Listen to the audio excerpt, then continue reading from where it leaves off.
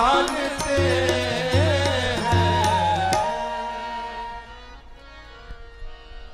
किस्मत में क्या लिखा है मेरे राम जानते हैं। मांगने से बचा जाए। हमारे एक चाचा है, कहते हैं बाबू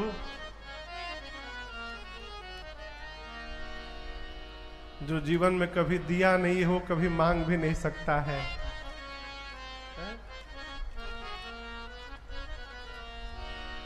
जो जीवन भर ऐसे दिया है वो ऐसे नहीं ले सकता। ऐसे ले भी वही सकता है जो ऐसे कभी दिया हो। आप समझ रहे मेरी बात को? हम जब मांगेंगे तो हम अपनी क्षमता से मांगेंगे। समझ रहे हैं? हमारे पास एक लोग आए, रात भर रहे,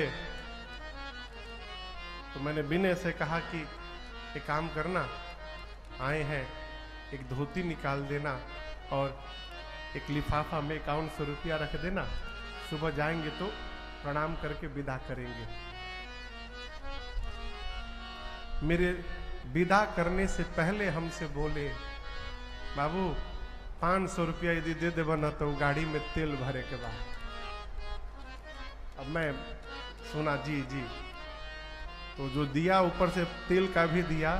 फिर मैं सोचने लगा इनको विश्वास नहीं था कि हम देंगे, इसलिए देने के पहले मांग लिए। हम बैठे हैं 5000 देने के लिए, वो मांग रहे 500 रुपया। यही हमारी आपकी गति है।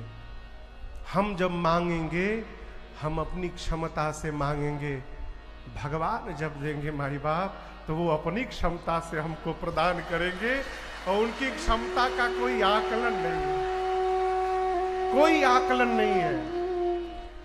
इसलिए भगवान से मांगने से बचा जाए। कहिए एक ही चौपाई याद करिए जो नित्य हम लोग गाते हैं मंगलाचरण में। जेहि विधि नाथ होई हित मोरा, करहु सो बेगी दास मैं तोरा। एक ही वाक्य कहिए, प्रभु आपको जिसमें हमारा हित दिखाई पड़े आप करिए। भगवान से ये कदापि ना कहिए कि लड़िकवा के 95% आ जाए, ना ना ना, ये ना कहिए। कहिए प्रभु जिसमें उसका हित दिखाई पड़े उतना करिए नाथ। यदि आपको 60% में हित दिखाई दे रहा है, हमको नहीं चाहिए 95%, आप 60% भी करिएगा जिसमें हित दिखाई पड़े। तो हम डॉक्टर बनना चाहते थे, परीक्षा भी दिए, थोड़ा नंबर से रह गया। हमको जो बायोलॉजी हमारे जो गुरुजी पढ़ाए हैं, वो जो MS सिंह सर कलकत्ता में, गाजीपुर के हैं, तो कलकत्ता में जब मैं कथा गाता हूं तो वो आते हैं 9 दिन, बड़े अनुष्ठानिक रूप से कथा सुनते हैं दोनों लोग, गुरु माँ भी और सर भी। एक बार कथा के बाद आए तो बोले बाबू घर आइएगा। बोले क्यों नहीं आएंगे सर? तो बड़े भैया के साथ में उनके घर गया। मैं बैठा, सर तिलक किए, माला पहनाए, हमको अच्छा नहीं लग रहा था। मेरे गुरुजी हैं वो, बोले आज हम जो कर रहे हैं हमको करने दीजिए, बोलिएगा नहीं कुछ। फिर बैठ गए और बोले बाबू मैं आपको डॉक्टर बनाना चाहता था, लेकिन आप नहीं बने तो बहुत अच्छा हो गया है। डॉक्टर बनते तो कलकत्ते में रह जाते, भगवान की कथा गा रहे तो पूरी दुनिया आप कथा सुन रही है, ये बहुत अच्छा हो। ये मैं क्यों सुना रहा हूं आपको?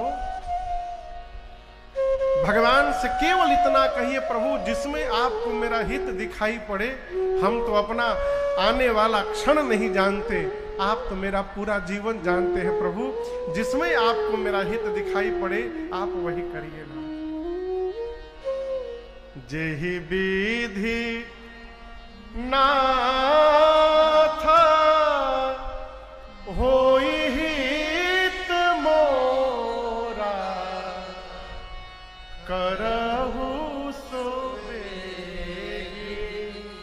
दास मैं तोरा।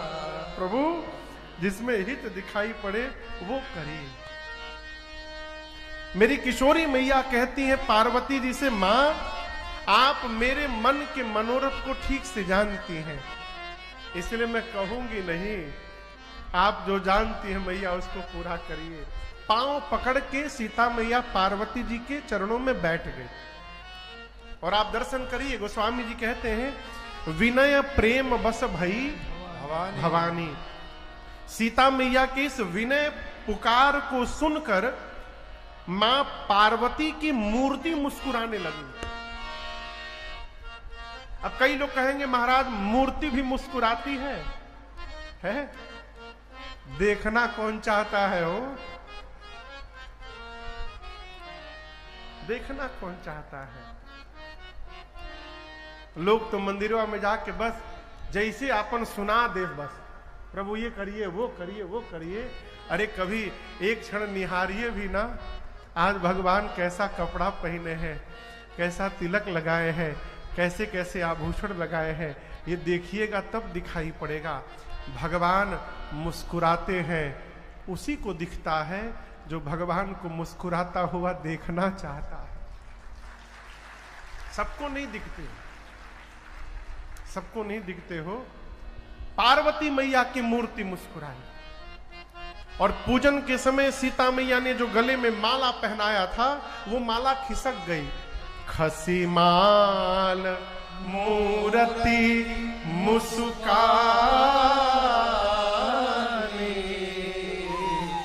पार्वती जी की मूर्ति मुस्कुराकर बोल पड़ी, हे सीता जी, मैं जो कहने जा रही हूं आप उसको सत्य समझिएगा। नारद जी का वचन सदैव सत्य है, पवित्र है। सीता जी मैं कह रही हूं आपको वही वर प्राप्त होने वाले हैं जो आपके मन में रचे बसे हैं, वही आपको प्राप्त होगा, मैं कह रही हूं।